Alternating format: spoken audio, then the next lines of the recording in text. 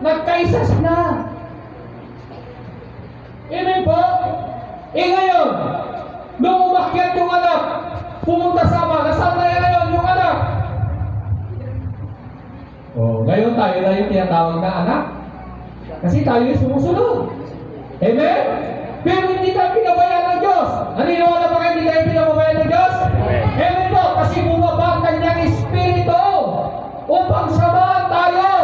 Kasi kung walang Holy Spirit, Lord, hindi natin kayang magmahal. Hindi natin kayang magpatawad. Hindi natin kayang magbago. Kung wala po yan, ako din. Hindi ko kayang mangaral dito, mga kapatid. Kung walang Espiritu ng Panginoon. Kaya hindi tayo pinabayaan ng Panginoon eh. Sino dito nakadama ng Holy Spirit? Wala po lang, mga kapatid. Ang Espiritu ni Lord, tatandaan po natin. Pag pumasok sa iyo, naramdaman mo, babaguhin ka talaga ng Panginoon. Next po tayo. Para mabilis po tayo, may mga programs pa tayo. Mga kapatid, next po tayo. What is the true meaning of unconditional love? Ano ba yung true meaning po yan? Love without? Yun yung sinasabi ko sa kanya. Magmahal ka, wag mong tignan. Kung anong kasalanan niya, anong kamalian niya. Basta magmahal ka lang. Hindi kasalanan ang magmahal. Ang kasalanan dito yung manghusga. Paliwanag? Paliwanag! Amen.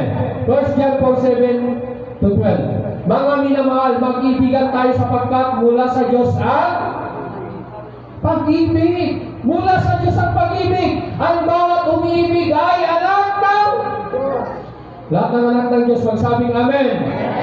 Yan. Kailangan po natin magmahal.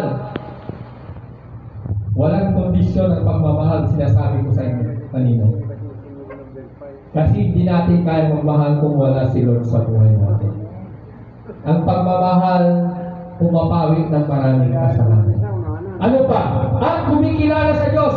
Ang hindi umibig ay hindi kumikilala sa Diyos sapagkat ang Diyos ay pag-ibig. Next po tayo.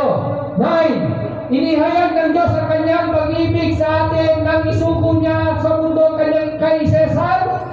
Anak, dito ka masasabi ng pag-ibig is not only a feelings. Di mo lang naramdaman mo lang, mahal mo na. Di po ganon. Mayroon kang dapat isakripisyo. Ano po yan? Ito po, nagsakripisyo ang ating mga kapatid. Ipinakita niya ang tunay niyang pag-ibig. Nag-sacrifice. Hindi mo lang naramdaman, ay mahal na mahal kita, ito na. Hindi po. Marami po tayong dapat pag-aralan. Pero sa Lord, wala ka lang dapat pag-aralan. Basta nagmahal ka na, period. Liwanag? Yan pa ba kayo? Ano pa? Upang magkaroon tayo ng buhay sa pamamagitan niya. Ito ang pag-ibig, hindi sa inibig natin ng Diyos, kundi tayo ang inibig niya at sisinuko niya ang kanyang anak upang maging handog para mapatawad ang ating mga kasalanan. Kaya may sinacrifice. Kaya tayo, pag nagmahal tayo, kailangan mayroong kalapit na gawa. Amen po? Madali yung sabihin, mahal kita. Pero kailangan mong ipagaman. Sino pinagaman niya?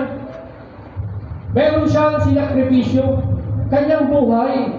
Paano mo masasabi, mga kapatid, na mahal mo yung isang tao? Katulad na lang, yung anak mo. Yung ibang mananampalataya, ayaw salinan ng dugo. Kaya mo ba na mamatay yung anak mo? Paano mo lang makita ang pagmamahal mo pag gano'n? Dahil lang sa relihiyon? Dahil sa pananampalataya? Kasi bawal magsalin na? Kaya mo lang ba? Hintayin mo na mamatay? Ang dugo ay buhay.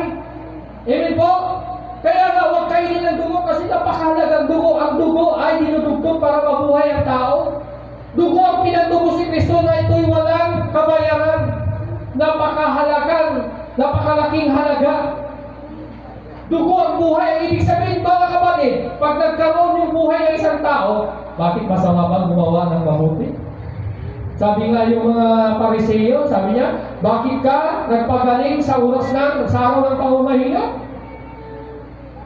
Di ba? Buhay yun eh. Araw ng pamamahinga, inyo na yung iba, dami pong mga bawal, ang dami pong mga justification. Basta alam mong mabuti sa harapan ni Lord, gawin mo. Walang hotline sign. Amen? Yan pa ba kayo? Masama ba na dalhin mo dito yung kaaway mo? Masama ba na invert mo yung dito yung kaaway mo? O sige, tignan mo. Paano mo masusulwin yan? Pag yung kaaway mo, inaway mo. Agbalin nga kwa kakapsat. Agbalin nga tiksas. Amo yung tiksas nga nakakap. Ganun po yun. O tignan mo kung wala kang, kahit na nakasimangot, hiningitan mo pa rin. Siya yung mahiya, hindi ikaw yung mahiya. Kapatid, palayain mo sa sarili mo sa pamagitan ng pag-ibig.